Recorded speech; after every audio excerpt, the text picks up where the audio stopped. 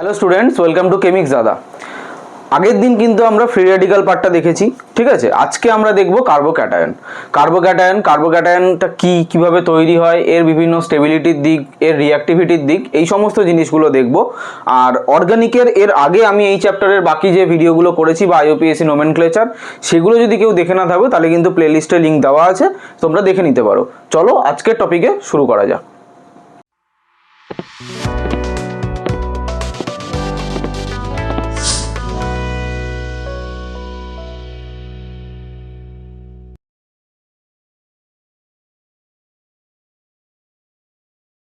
চলো আমরা টপিকটা দেখে নিই।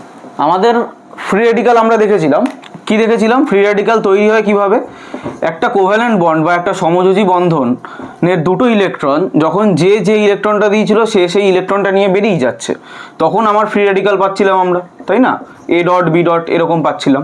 কিন্তু আমি কি বলেছি আগের দিন, যে যখন একটা সমযোজী বন্ধনের দুটো ইলেকট্রন দুটোই একজন নিয়ে বেরিয়ে যাবে, ধরো দুটোই এ নিয়ে বেরিয়ে গেল, বি কিছুই পেল না, সেক্ষেত্রে এটা কখন হয়? যখন এর ইলেকট্রোনেগেটিভিটি বা তড়িৎ ঋণাত্মকতা বি এর থেকে বেশি হয়। যখন দুটো পরমাণুর তড়িৎ ঋণাত্মকতার মান প্রায় সমান হয় তখন কিন্তু ওরা ফ্রি রেডিক্যালে ডিভাইড হয়। কিন্তু যখন তড়িৎ ঋণাত্মকতার মান একজনের থেকে অন্যজনের বেশি হবে তখন কি হবে? একজন অন্যজনের ইলেকট্রনটাকে নিজের দিকে টেনে নেবে, কারণ তড়িৎ ঋণাত্মকতা বা ইলেকট্রোনেগেটিভিটি কি আমরা জানি, যে টেন্ডেন্সি টু পুল ইলেকট্রন, নিজের দিকে ইলেকট্রন টানার ক্ষমতা, ঠিক আছে। তাহলে এই দুটো ইলেকট্রন এখন যদি এ এর মাথায় উঠে যায় তাহলে এর মাথায় একটা মাইনাস চার্জ তৈরি হবে আর বি এর মাথায় একটা পজিটিভ চার্জ তৈরি হবে। সেক্ষেত্রে কিন্তু আমরা একটা অ্যানায়ন একটা ক্যাটায়ন পাচ্ছি, ঠিক আছে। তাহলে এবার কার্বোক্যাটায়ন আমরা কি করে পাবো? এবার ধরো কার্বনের সঙ্গে কোনো একটা হ্যালোজেন লেগে আছে, আর এক্স। আরটা আমরা কি জানি? আর হচ্ছে অ্যালকিল গ্রুপ, তাই না? আর হচ্ছে অ্যালকিল গ্রুপ আর এক্স হচ্ছে যে কোনো হ্যালোজেন। হ্যালোজেন মানে group 17 element, fluorine, chlorine, bromine, iodine, এগুলো, ঠিক আছে। এইবারে এইটা যখন ব্রেক হবে, ভালো করে ভেবে দেখো, আরটা কি? Alkyl group. অ্যালকিল গ্রুপ মানে সেখানে কার্বন হাইড্রোজেনের যৌগ আছে, যে কটা থাক এগুলো এক্সাম্পল, ঠিক আছে। কার্বন হাইড্রোজেনের যৌগ আছে, সেটা হচ্ছে অ্যালকিল গ্রুপ। তার মানে অ্যাকচুয়ালি এই যে হ্যালোজেনটা এখানে কার্বনের সাথে বন্ড করে আছে, তাই না? এবারে যদি কার্বনের সাথে বন্ড করে থাকে তাহলে কার্বন আর হ্যালোজেনের মধ্যে ইলেকট্রোনেগেটিভিটিটা কার বেশি? অবশ্যই হ্যালোজেনের বেশি, কারণ কার্বন আছে তোমার বাদিকে, হ্যালোজেন আছে পিরিয়ডে একটা পিরিয়ড বরাবর একদম ডান দিকে। তাহলে এর ইলেকট্রোনেগেটিভিটি বেশি, তাহলে এর মাথায় একটা ডেল্টা নেগেটিভ, এর মাথায় একটা ডেল্টা পজিটিভ আছে। তখন কি হয়? এই যে দুটো ইলেকট্রন হ্যালোজেন নিজের মাথায় তুলে নেয়। ভালো করে দেখো, তাহলে তুলে নিলে কি হবে? আর এর মাথায় একটা প্লাস চার্জ জেনারেট করবে আর হ্যালোজেনের মাথায় একটা নেগেটিভ চার্জ জেনারেট করবে। এবার এই হ্যালোজেনের মাথায় নেগেটিভ চার্জটা আমাদের পড়াশোনার বিষয় না, আমাদের পড়াশোনার বিষয় হচ্ছে এই যে আর এর মাথায় প্লাস চার্জ, এটাকেই আমরা বলছি কার্বোক্যাটায়ন। ক্লিয়ার? মানে ধরো এই CH3 ছিল, তার মাথায় প্লাস চার্জ। এই যে এই এক্সাম্পলটা যদি আমি নিই, এখানে ধরো CH3Cl এরকম ছিল, তাহলে এটা কীরকম ছিল? এই হাইড্রোজেন কার্বন, হাইড্রোজেন হাইড্রোজেন, এই কার্বন ক্লোরিন বন্ড ছিল। তাহলে এই বন্ডের যে দুটো ইলেকট্রন কি হচ্ছে? এই দুটো ইলেকট্রন ক্লোরিনের মাথায় উঠে যাচ্ছে। তাহলে ক্লোরিনের মাথায় উঠে গেলে কি হবে? এই যে CH3, কার্বনের সাথে 3টে হাইড্রোজেন, আর কার্বন থেকে ইলেকট্রন চলে যাচ্ছে, যার থেকে ইলেকট্রন চলে যায় তার মাথায় পজিটিভ চার্জ আছে। কেন? কারণ ইলেকট্রন নিজে নেগেটিভ চার্জ। তোমার নেগেটিভ চার্জ যখন চলে যাবে তখন তোমার মাথায় পজিটিভ চার্জ আসবে, আর ক্লোরিনের মাথায় একটা এক্সট্রা নেগেটিভ চার্জ আসছে, তখন Cl মাইনাস হচ্ছে। এইভাবেই আমার তৈরি হচ্ছে কার্বোক্যাটায়ন। তাহলে কার্বোক্যাটায়ন কি করে তৈরি হয়, জিনিসটা কি সেটা আশা করি হয়তো বোঝা গেছে। যেমন ধরো আরেকটা এক্সাম্পল, ধরো CH3CH2Br। এইখানে কি হবে? এইখানে ভালো করে দেখো, এই CH3টাকে আমি আর খুলে আঁকছি না, CH3C, এখানে দুটো হাইড্রোজেন, এখানে ব্রোমিন। তাহলে এই CH3CH2Br এই দুটো বন্ডের মধ্যে যে ইলেকট্রন দুটো ছিল, একটা ব্রোমিনের একটা কার্বনের, এখানে কি হবে? ব্রোমিনের ইলেকট্রোনেগেটিভিটি কার্বনের থেকে বেশি বা তড়িৎ ঋণাত্মকতা যেটাকে বাংলায় বলে, এই দুটো ইলেকট্রন ব্রোমিন নিজের মাথায় তুলে নেবে, বন্ডটা ব্রেক করে যাবে, আর আমরা কি পাবো? CH3CH2, এর মাথায় প্লাস চার্জ। এই কার্বনে প্লাস চার্জ নয়, কিন্তু এই কার্বনে প্লাস চার্জ, যে কার্বন থেকে ব্রেক হচ্ছে সেটাতেই। যে কোনো একটা জায়গায় প্লাস চার্জ দিয়ে দিলে এই ব্যাপারটা হয়ে যাবে, ওরকম কিন্তু বিষয়টা নয়, ঠিক আছে। আর ব্রোমিনের মাথায় একটা নেগেটিভ চার্জ। তাহলে দেখো এটাও একটা কার্বোক্যাটায়ন, এটাও একটা কার্বোক্যাটায়ন। এটাকে কি বলতে পারি আমরা? Methyl carbocation. এটাকে কি বলতে পারি? দুটো কার্বন আছে, ইথাইল কার্বোক্যাটায়ন, তাই না? আর জেনারেল কার্বোক্যাটায়ন হচ্ছে এই যে R+, আর মানে অ্যালকিল গ্রুপ আমরা জানি। বোঝা গেল? আচ্ছা, এইবারে আমরা দেখব কার্বোক্যাটায়ন জিনিসটা কিভাবে কীরকম দেখতে হয় বা কীরকম ব্যাপারটা, অরবিটাল শেপটা কীরকম হয়। ভালো করে দেখো, আজকে ধরো কার্বনের ভ্যালেন্সি আমরা জানি কত, 6, ঠিক আছে। তাহলে কার্বনের ভ্যালেন্সি 6 মানে সেটা 1s2 2s2 2p2 electronic configuration, সবাই আশা করি জানো। না জেনে থাকলে অ্যাটমিক স্ট্রাকচারের ভিডিও দেওয়া আছে, ঠিক আছে। আচ্ছা, তো এইবার আমরা যদি 1s 2s যদি বক্স বক্স করে আঁকি, 2pতে 3টে বক্স হয়, এটা হচ্ছে 1s, এটা হচ্ছে 2s, এটা হচ্ছে আমার 2p। তাহলে 1s এ 2টো ইলেকট্রন, 2s এ 2টো ইলেকট্রন, আর 2pতে 2টো ইলেকট্রন, 2টো বক্সে। হুন প্রিন্সিপাল, একটাতে আমরা 2টো ঢোকাতে পারবো না, তাই তো। তাহলে এইবারে আমার এখানে কি আছে, কার্বোক্যাটায়ন। কার্বোক্যাটায়ন মানে কার্বনের মাথায় একটা প্লাস চার্জ আছে। তাহলে কার্বনের মাথায় প্লাস চার্জ হলে কি হবে, ভালো করে দেখো। কার্বনের মাথায় প্লাস চার্জ হলে এখান থেকে একটা ইলেকট্রন বেরিয়ে যাবে। তাহলে এখান থেকে যখন একটা ইলেকট্রন বেরিয়ে যাচ্ছে তখন আলটিমেটলি দেখতে কীরকম হবে, 2s 2p। 1sটা একই আছে, 1sটা আমি আর রাখছি না, ঠিক আছে। 2s এ এরকম 2টো ইলেকট্রন, 2pতে একটা ইলেকট্রন হবে তো, কারণ কার্বনের মাথায় প্লাস চার্জ আছে। প্লাস চার্জ মানে কি, একটা ইলেকট্রন বেরিয়ে গেছে, মোদ্দা কথা হচ্ছে এটা। তাই তো দেখলাম আমরা এই যে আর এর সঙ্গে এক্স, এখানে যে 2টো ইলেকট্রন ছিল, এই ইলেকট্রনটা তো অ্যাকচুয়ালি আর এর বিলং, মানে কার্বনের ইলেকট্রন, সেই ইলেকট্রনটাকে এক্স নিয়ে পালিয়ে গেল। তাহলে কি, কার্বনের থেকে একটা ইলেকট্রন চলে গেলো, এই যে 2pর এই ইলেকট্রনটা পালিয়ে গেল, ঠিক আছে, এই ইলেকট্রনটা বাইরে বেরিয়ে গেল। তাহলে আমার কনফিগারেশন এটা দাঁড়ালো। এইবারে যখন আমার এক্সাইটেড স্টেটে যাচ্ছে তখন কি হচ্ছে, এটা হচ্ছে গ্রাউন্ড স্টেট বা ভূমিস্তর। এবার উত্তেজিত অবস্থা বা এক্সাইটেড স্টেটে যাচ্ছে তখন কি হচ্ছে, এই 2s থেকে একটা ইলেকট্রন জাম্প করে এখানে চলে আসছে। কেন, তার কারণ 3টে জায়গা বানাতে হবে, কারণ কার্বনের এখনো 3টে হাত আছে। একটা হাত ভেঙে গেছে কিন্তু কার্বনের বাকি 3টে হাত তো পড়ে আছে। সেই 3টে হাতের 3টে সমযোজী বন্ধন হবে বা কোভ্যালেন্ট বন্ড হবে। সেই 3টে কোভ্যালেন্ট বন্ড করার জন্য কার্বনের 3খানা অযুগ্ম ইলেকট্রন লাগবে, তাই না। অযুগ্ম, আজকে যদি তোমার কাছে একটা অযুগ্ম ইলেকট্রন থাকে তাহলে অন্য কারো আর একটা অযুগ্ম ইলেকট্রনের সাথে তুমি ইলেকট্রন পেয়ার বানিয়ে তবেই তো একটা সমযোজী বন্ধন তৈরি করতে পারবে। এটা যদি যুগ্ম অবস্থায় থাকে তখন কি ওটা হবে, হবে না, তখন ওটা লোন পেয়ার হিসেবে লাগবে, ওটা তোমার ম্যাটার করছে না। তাহলে সেক্ষেত্রে এইখানে দেখো এটা কি হবে, তাহলে 2s 2p, 2s এ এখানে একটা ইলেকট্রন, 2pতে একটা ইলেকট্রন, এখানে আর একটা ইলেকট্রন, এই তৈরি করবে। ক্লিয়ার? আচ্ছা, এবার 2pটাকে এরকম করে লেখা যায় 2px 2py 2pz, এরকম করেও লেখা যায়, সেটা বিষয় নয়, ঠিক আছে। তাহলে এইবারে দেখো, এইবারে কি হচ্ছে, যে ধরো বাইরে থেকে আসছে, আমি সাপোজ ধরলাম আমি CH3 প্লাসের স্ট্রাকচারটা দেখব। তাহলে এখানে বাইরে থেকে কি আসছে, কার্বন, তার সাথে 3টে হাইড্রোজেন, তার মাথায় একটা প্লাস চার্জ। তাহলে 3টে হাইড্রোজেন বাইরে থেকে আসছে। তাহলে 3টে হাইড্রোজেন কি আসবে, 3টে হাইড্রোজেন এখানে একটা হাইড্রোজেন, এখানে একটা হাইড্রোজেন, এখানে একটা হাইড্রোজেন বন্ড করবে, ঠিক আছে। তাহলে এইটার হাইব্রিডাইজেশনটা কি হলো, এটার হাইব্রিডাইজেশনটা দেখো sp2 হলো। এই যে s থেকে একটা নিলাম, p থেকে 2টো নিলাম, তাহলে আমার কি হলো, sp2। কোথা থেকে আসছে sp2, এখান থেকে আসছে, ঠিক আছে। তার মানে আমাদেরকে যদি পরীক্ষায় প্রশ্ন করে যে কার্বোক্যাটায়নের হাইব্রিডাইজেশন কি, কার্বোক্যাটায়নের হাইব্রিডাইজেশন কিন্তু sp2। ক্লিয়ার? এটা কেমন দেখতে, আচ্ছা এইখানে কিন্তু আরেকটা ভাইটাল পয়েন্ট, তাহলে sp2 যখন এটা হয়ে যাবে, অ্যাকচুয়ালি এটা আমার একটু ভুল হয়েছে, এইখানে না দেখিয়ে বিষয়টা যদি আরেকটা জিনিস করে দেখানো যায়, এটা আফটার হাইব্রিডাইজেশন এটা কি হবে, 3টে এক হয়ে যাবে।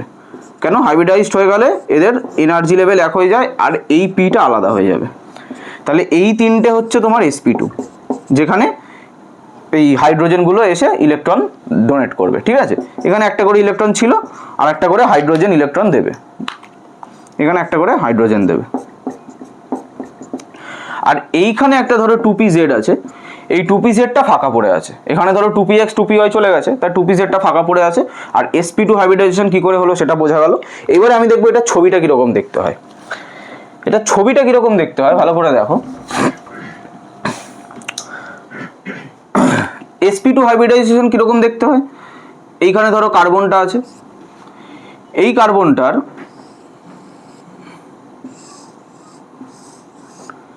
এইটা হচ্ছে আমার sp2 অরবিটালের ছবি, ঠিক আছে। sp3 আমরা দেখেছিলাম, এটা হচ্ছে sp2 অরবিটালের ছবি। এটা এই 3টে অরবিটাল হাইব্রিডাইজড হয়ে এরকম দেখতে হয়েছে। আর এই আর একটা 2p পড়ে আছে, সেই 2pটা তো থাকবে রে বাবা, ওইটা তো আর হাইব্রিডাইজড হয়ে যায়নি। তাহলে একটা p এর কটা লোব হয় বা কটা ডাম্বেল হয়, 2টো ডাম্বেল, এটা হচ্ছে একটা p, তাহলে এই একটা 2p পড়ে থাকবে, এটা হচ্ছে 2pz ধরো, মানে 2pz এর দুটো মাথা, দুটো আলাদা আলাদা অরবিটাল নয়, একটা p অরবিটালেই দুটো মাথা থাকে, তাহলে এই দুটো আছে মানে একটাই অরবিটাল আছে যেটা এইটা, আর বাকি তিনটে sp2 তৈরি করেছে। এইবারে ধরো এই হাইড্রোজেনগুলো যখন আসছে, এই কার্বন আছে, এইখানে ধরো একটা হাইড্রোজেন ঢুকলো, এই হেড টু হেড ওভারল্যাপ করলো, এখানে একটা হাইড্রোজেন, এখানে একটা হাইড্রোজেন ওভারল্যাপ করলো, এখানে একটা হাইড্রোজেনের ওভারল্যাপ করলো, তিনটে হাইড্রোজেনের s অরবিটাল ওভারল্যাপ করেছে sp2 এর সাথে। তাহলে সেক্ষেত্রে আমি এটাকে গোটা বন্ড আর ভাঙা বন্ড দিয়ে যদি দেখাই, তার মানে কি এই বন্ডটা আমরা কি জানি, এই বন্ডটা হচ্ছে অ্যাবাভ দ্য প্লেন, ঠিক আছে, অ্যাবাভ দ্য প্লেন, আর এই বন্ডটা হচ্ছে below the plane bond, below the plane bond. মানে এই গোটা বন্ডটা কীরকম আছে, এই বোর্ডের ওপরে এই পেনটা আমি যেমন রেখেছি ব্যাপারটা এরকম করে আছে, আর এই ভাঙা বন্ডটা কীরকম আছে, বোর্ডের পেছন দিকটা আছে, ঠিক আছে, 3D ফিগার, বুঝতে পারছো তো? তাহলে সেক্ষেত্রে এইটা তো আমার হয়ে গেল, আর এই টুপিটা তো থাকবেই, এইটা হচ্ছে আমার অ্যাকচুয়াল CH3+, এবার এখানে একটা প্লাস চার্জ আছে, CH3+-এর মানে অরবিটাল পিকচার, বা তোমরা যেটা বলতে পারো হাইব্রিডাইজড ফিগার, ঠিক আছে, এটা দেখে নাও। আচ্ছা, এইবারে দেখো, এইবারে আমরা যেমন ফ্রি রেডিক্যালে ক্লাসিফিকেশন পড়েছিলাম বা টাইপস বা শ্রেণীবিভাগ বাংলায় যেটাকে বলে, কার্বোক্যাটায়নেও কিন্তু সেম টাইপেরই জিনিসপত্র থাকে। এখানেও 1 ডিগ্রি 2 ডিগ্রি 3 ডিগ্রি মানে প্রাইমারি, সেকেন্ডারি, টারশিয়ারি কার্বোক্যাটায়ন আমরা দেখতে পাই। তাহলে সেমভাবে যেমন ফ্রি রেডিক্যালে ছিল, ধরো CH3 CH2-র মাথায় যদি ডট থাকতো তাহলে সেটা ফ্রি রেডিক্যাল হতো, এখানে প্লাস থাকবে, আর কিছুই না। CH3 CH আর একটা ধরো CH3 আছে, এই কার্বনের মাথায় প্লাস থাকলে, আর একটা ধরো এরকম আছে CH3C, এর সঙ্গে তিনটে CH3 গ্রুপ আছে, এর মাথায় প্লাস আছে। ফ্রি রেডিক্যালেও আমরা দেখেছিলাম যে এই ফ্রি রেডিক্যাল যে কার্বনটার মাথায় ছিল, সেই কার্বনটা কটা কার্বনের সাথে যুক্ত ছিল সেইটা কিন্তু হচ্ছে তার ডিগ্রি। সেমভাবে কার্বোক্যাটায়নেও আমরা একই কথাই বলবো যে এই কার্বোক্যাটায়নটা যে কার্বনের মাথায় আছে, মানে পজিটিভ চার্জটা যে কার্বনের মাথায় আছে, সেই কার্বনটা সাইডের কটা কার্বনের সাথে লেগে আছে সেটা হচ্ছে তার ডিগ্রি। সেক্ষেত্রে এইটার ক্ষেত্রে দেখো, এটাকে আমরা 1 ডিগ্রি বলতে পারি, বা 1 ডিগ্রির নাম হচ্ছে প্রাইমারি কার্বোক্যাটায়ন, কার্বোক্যাটায়ন তো হবেই। এবার এটার ক্ষেত্রে দেখো, এই যে পজিটিভ চার্জওয়ালা কার্বন কটা কার্বনের সাথে লেগে আছে, একটা দুটো ডাইরেক্টলি লেগে আছে, ইনডাইরেক্টলি লেগে থাকা কিন্তু মানে আলাদা ব্যাপার। ধরো এখানে CH2, এখানে আরেকটা CH3 আছে, তাহলে এই কার্বনটা কিন্তু এই কার্বনটার সাথে লেগে নেই ডাইরেক্টলি, এই কার্বনটা এই দুটোর সাথেই ডাইরেক্টলি লেগে আছে, তাহলে সেক্ষেত্রেও এটা হবে 2 ডিগ্রি, বা এটাকে আমরা বলবো সেকেন্ডারি, ঠিক আছে, বাংলাতেও সেকেন্ডারি বলে বা প্রাইমারি বলে, ঠিক আছে। আচ্ছা, তো এইখানে দেখো পজিটিভ চার্জ এই কার্বনটার মাথায় আছে, তাহলে এই কার্বনটা কটা কার্বনের সাথে ডাইরেক্টলি লেগে আছে, একটা দুটো তিনটে, তাহলে এটা হবে 3 ডিগ্রি বা টারশিয়ারি। ক্লিয়ার? এই হচ্ছে, এইটাই কিন্তু আমার কার্বোক্যাটায়নের ক্লাসিফিকেশন বা কার্বোক্যাটায়নের শ্রেণীবিভাগ। এইবারে আমরা এদের স্টেবিলিটি পড়বো, যে ডিগ্রি বাড়লে স্টেবিলিটি বাড়ে না কমে, যেমন ফ্রি রেডিক্যালে দেখেছিলাম সেটা এবার দেখবো। আমি একটু মুছে দিই জায়গাটা।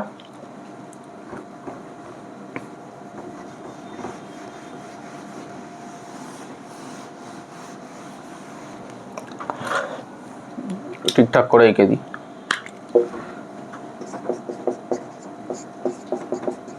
CH3 CH2 প্লাস ছিল, এখানে ছিল CH3 CH CH3 প্লাস, আর এখানে ছিল তিনটে CH3।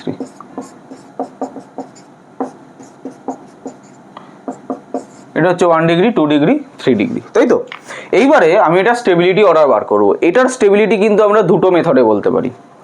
ফার্স্ট মেথড হচ্ছে inductive effect method, second method হচ্ছে হাইপার কনজুগেটিভ এফেক্ট মেথড বা হাইপার কনজুগেশন মেথড। তাহলে দুটোই আমি শিখবো, কোনো অসুবিধা নেই, তাড়াহুড়ো কিছু নেই। ফার্স্টে শিখবো ইন্ডাকটিভ এফেক্ট। ভালো করে মনে করে দেখো, ইন্ডাকটিভ এফেক্ট যখন আমি পড়িয়েছিলাম, বা তোমরা আগে অবশ্যই পড়ে এসছো বিষয়গুলো, বা কেউ যদি পড়ে না থাকো তাহলে কিন্তু সেইটারও ভিডিও দেওয়া আছে, দেখে নিতে পারো। তো ইন্ডাকটিভ এফেক্টটা কি? ইন্ডাকটিভ এফেক্ট হচ্ছে ইলেকট্রন নিজের দিকে টানা বা নিজের থেকে ইলেকট্রন ঠেলার যে ক্ষমতা, সেটাকে বলে ইন্ডাকটিভ এফেক্ট। যেমন ধরো এই ধরো হাইড্রোজেন ক্লোরাইড, এখানে ক্লোরিনের ইলেকট্রোনেগেটিভিটি বেশি, হাইড্রোজেন ইলেকট্রোনেগেটিভিটি কম, ওই জন্য এই বন্ডের ইলেকট্রনগুলো ক্লোরিন নিজের দিকে টানবে, যেটাকে আমরা ইলেকট্রোনেগেটিভিটি বা তড়িৎ ঋণাত্মকতা বলে জানি।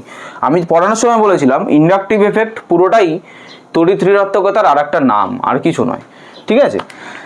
হ্যাঁ, এবারে তড়িৎ ঋণাত্মকতাতে খালি টানাটাই আছে, ইন্ডাকটিভ এফেক্টে দুটোই আছে, ঠেলা টানা দুটোই আছে, সেক্ষেত্রে একটু আলাদা অবশ্যই। তো এই ক্ষেত্রে ক্লোরিন, এই বন্ডের ইলেকট্রনটা ক্লোরিন নিজের দিকে টানছে, তাহলে ক্লোরিনের ক্ষেত্রে এফেক্টটা হচ্ছে মাইনাস আই এফেক্ট। যে ইলেকট্রন টানবে তার ক্ষেত্রে এফেক্টটা হবে মাইনাস আই এফেক্ট, আর হাইড্রোজেন এখানে ঠেলছে, হাইড্রোজেনের জন্য এফেক্টটা হবে প্লাস আই। মানে ইলেকট্রন ঠেললে হবে প্লাস আই এফেক্ট, আর ইলেকট্রন টানলে হবে মাইনাস আই এফেক্ট, ঠিক আছে। এটুকু আমরা জানি। আর কি জানি আমরা? আর জানি এই যে মিথাইল গ্রুপ আছে বা যে কোনো অ্যালকিল গ্রুপ, অ্যালকিল গ্রুপের সবসময় প্লাস আই এফেক্ট থাকে। যে কোনো অ্যালকিল গ্রুপ বা যে কোনো আর গ্রুপ বলে যেটাকে আমরা চিনি, এদের সবসময় প্লাস আই এফেক্ট থাকে, মানে এরা সবসময় ইলেকট্রন নিজের থেকে অন্যের দিকে ঠেলতে পছন্দ করে। ক্লিয়ার? এইবারে আমরা এটা স্টেবিলিটি বিচার করব। ভালো করে দেখো, এইখানে এই CH3 গ্রুপটার প্লাস আই এফেক্ট আছে তো। এই যে CH3 গ্রুপটা আছে, এই CH3 গ্রুপটা এই দিকে ইলেকট্রন ঠেলবে কেন? তার কারণ এর প্লাস আই এফেক্ট আছে। ক্লিয়ার? এইটাতেও এইখানে দুখানা CH3 গ্রুপ ইলেকট্রন ঠেলছে, ভালো করে দেখো, এটারও প্লাস আই আছে, এটারও প্লাস আই আছে। এইখানে কি হচ্ছে? তিনটে CH3 ইলেকট্রন ঠেলছে, তাহলে এইখানে তিনটেতেই প্লাস আই এফেক্ট আছে, আমরা জানি। তাহলে এবারে ভাবো বিষয়টা, জাস্ট খুবই সোজা, কিন্তু কার্বনের মাথায় কি চার্জ আছে? পজিটিভ চার্জ আছে। পজিটিভ চার্জকে নিউট্রালাইজ কে করতে পারে? Negative charge. তাহলে নেগেটিভ চার্জ এখানে কি? আমার ইলেকট্রন, ইলেকট্রনই তো নেগেটিভলি চার্জড। তাহলে এই পজিটিভ চার্জটাকে নিউট্রালাইজ বা প্রশমিত করার জন্য আমার কি দরকার? ইলেকট্রন দরকার। কার দিকে দরকার? যার মাথায় পজিটিভ চার্জ আছে তার দিকে দরকার ইলেকট্রনটাকে। তাহলে এই মিথাইল গ্রুপগুলো কি করছে? ইলেকট্রনই তো ঠেলছে, তাই না? এবার যদি ওরা ইলেকট্রন ঠেলে, তাহলে যে কার্বনটা দেখবে আমার কাছে বেশি বেশি করে ইলেকট্রন আসছে, তার নিউট্রালাইজ হওয়ার প্রবাবিলিটি সবচেয়ে বেশি। যে কার্বনটা দেখবে আমার কাছে কম ইলেকট্রন আসছে, তার নিউট্রালাইজ হওয়ার প্রবাবিলিটি সবচেয়ে কম। তাহলে দেখো, এই পজিটিভ চার্জটাকে একজন ইলেকট্রন প্রোভাইড করছে, এই পজিটিভ চার্জটাকে দুজন প্রোভাইড করছে, আর একে তিনজন করছে। তাহলে কার জোরটা বেশি? স্বাভাবিক ব্যাপার, তিনজন মিলে করছে, এর জোরটাই বেশি হবে। তার মানে কি? এই পজিটিভ চার্জটা বেশি ভালোভাবে নিউট্রালাইজ হবে। নিউট্রালাইজ হবে মানে এই কম্পাউন্ডটার স্টেবিলিটি বাড়বে। যত চার্জের পরিমাণটা যত কমে যাবে, তত কিন্তু তার স্টেবিলিটি বেড়ে যাবে। তাহলে সেক্ষেত্রে আমরা বলতে পারি যে কার্বোক্যাটায়নের স্টেবিলিটি অর্ডার হচ্ছে 3 degree greater than 2 degree greater than 1 degree. এটা হচ্ছে স্টেবিলিটি অর্ডার ফর কার্বোক্যাটায়ন। কি করে বললাম বোঝা গেছে আশা করি, ঠিক আছে। প্লাস আই এফেক্ট, আর কিচ্ছু না। মিথাইল গ্রুপ আছে, মিথাইল গ্রুপের plus I effect, number of plus I effect বাড়ছে, এখানে তিনজন ঠেলছে, তাহলে এই প্লাস চার্জটা ভালোভাবে নিউট্রালাইজ হবে, তার ফলে কি হচ্ছে? এইটার স্টেবিলিটি অনেক বেড়ে যাচ্ছে। এই জন্য 3 degree carbocation most stable carbocation, এটা আমরা বলে থাকি, ঠিক আছে। দেখে নাও। চলো এইবারে আমরা হাইপার কনজুগেশন দিয়ে এটার স্টেবিলিটিটা দেখে নিই, ঠিক আছে। কিরকম? এই যে কার্বনটার মাথায় পজিটিভ চার্জ আছে, সেই কার্বনটা যার সাথে লেগে থাকে সেগুলো হচ্ছে আলফা কার্বন। যেমন এইখানে এইখানে এই দুটো আলফা কার্বন, এইখানে এটা লেগে আছে, এইখানে এই তিনটে হচ্ছে আলফা কার্বন। তাহলে হাইপার কনজুগেশন কি? হাইপার কনজুগেশন আমরা জানি আলফা হাইড্রোজেনের নাম্বারটা যত বাড়ে তত আমার স্ট্রাকচারের স্টেবিলিটি বাড়ে, ঠিক আছে। আলফা হাইড্রোজেনের নাম্বারটা যত বাড়ে তত স্ট্রাকচারের স্টেবিলিটি বাড়ে। তাহলে এবার দেখো, এইখানে আলফা কার্বন মানে এটা আলফা হাইড্রোজেনের নাম্বার কটা? 3টে, তাই তো। এইখানে আলফা কার্বন 2টো, তার মানে এখানে আলফা হাইড্রোজেন কটা? 3টে 6টা। আর এখানে আলফা হাইড্রোজেন কটা? 3 3 3 9টা, ঠিক আছে। তাহলে দেখো, আমি কি বললাম? আলফা হাইড্রোজেনের নাম্বারটা যত বাড়ে তার স্টেবিলিটি তত বাড়ে। কিভাবে? কারণ আলফা হাইড্রোজেনের নাম্বার বাড়লে number of hyper conjugative structure, এটা আমরা কি জানি?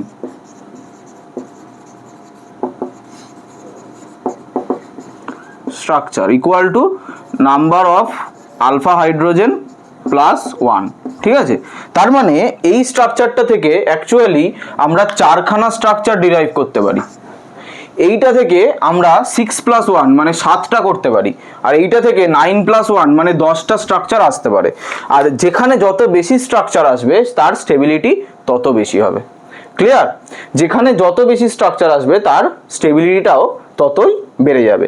তাহলে হাইপার কনজুগেশন দিয়েও কিন্তু আমরা এটাই দেখতে পেলাম যে এক্ষেত্রেও 3 degree greater than 2 degree greater than 1 degree এটাই আমরা পাই। ক্লিয়ার? দেখে নাও। এইবারে আমরা দেখব রেজোনেন্স এফেক্টটা কি করে কার্বোক্যাটায়নের স্টেবিলিটি বাড়ায়। ঠিক আছে, কিভাবে বাড়ায় ভালো করে দেখো। যদি আমরা ধরো এই দুটো কম্পাউন্ডের মধ্যে তুলনা করি, CH2 double bond CH single bond CH2 এর মাথায় একটা পজিটিভ চার্জ কার্বোক্যাটায়ন, আর একটা ধরো এরকম আছে CH3 CH2 CH2 এর মাথায় একটা পজিটিভ চার্জ, এটাও একটা কার্বোক্যাটায়ন এটাও একটা কার্বোক্যাটায়ন। মজার বিষয় দুটোতেই 3টে করে কার্বন অ্যাটম আছে। ডিফারেন্সটা কোথায়? এখানে একটা খালি ডাবল বন্ড আছে, এখানে কোনো ডাবল বন্ড নেই। এবার ডাবল বন্ড আছে বলে এটাতে কি সুবিধা হবে? এটাতে সুবিধা হবে এই ক্ষেত্রে এই ডাবল বন্ডটা এই দিকে শিফট হতে পারে, যেটা হচ্ছে পাই বন্ডটা। আর ডিলোকালাইজেশন অফ পাই ইলেকট্রনটা কি? রেজোনেন্স। রেজোনেন্স মানে আমরা জানি যে পাই ইলেকট্রনটা এক জায়গা থেকে অন্য জায়গায় শিফট হবে। তাহলে এইটা রেজোনেন্সের মাধ্যমে আরেকটা স্ট্রাকচার তৈরি করতে পারে। কিরকম? এই CH2টা আছে, এখান থেকে ধরো পাই বন্ডটা চলে গেল, তাহলে সিগমা বন্ডটা তো থাকবে। CH আছে, এখানে সিগমা বন্ড ছিল, এখানে আরেকটা বন্ড পড়বে, এখানে CH2 আসবে, এই প্লাস চার্জটা চলে যাবে কারণ ইলেকট্রনটা চলে আসছে বন্ডের মধ্যেই, আর এর থেকে একটা বন্ড চলে গেছে, তাহলে এর মাথায় একটা পজিটিভ চার্জ জেনারেট করবে। আবার এইটা থেকে আবার যদি রিটার্ন করে, এটা থেকে যদি আবার এইটা এইখানে আসে, তাহলে ব্যাপারটা এই স্ট্রাকচারটাই আবার ফিরে আসবে। তাহলে তুমি দেখো এই স্ট্রাকচারটা কিন্তু রেজোনেন্সের মাধ্যমে স্টেবিলাইজড। রেজোনেন্সের মাধ্যমে দুটো স্ট্রাকচার তৈরি হচ্ছে, ওই জন্য নাম্বার অফ স্ট্রাকচার যত বাড়বে বা রেজোনেটিং স্ট্রাকচার যত বাড়বে তত তার স্টেবিলিটি বাড়বে। তাহলে রেজোনেন্সের মাধ্যমে এই অ্যালাইল রেডিক্যালটা কিন্তু স্টেবিলাইজ, কিন্তু এই অ্যালকিল রেডিক্যাল যেটা আমার ডবল বন্ড নেই সেটা কিন্তু আমার রেজোনেন্স পসিবল নয়।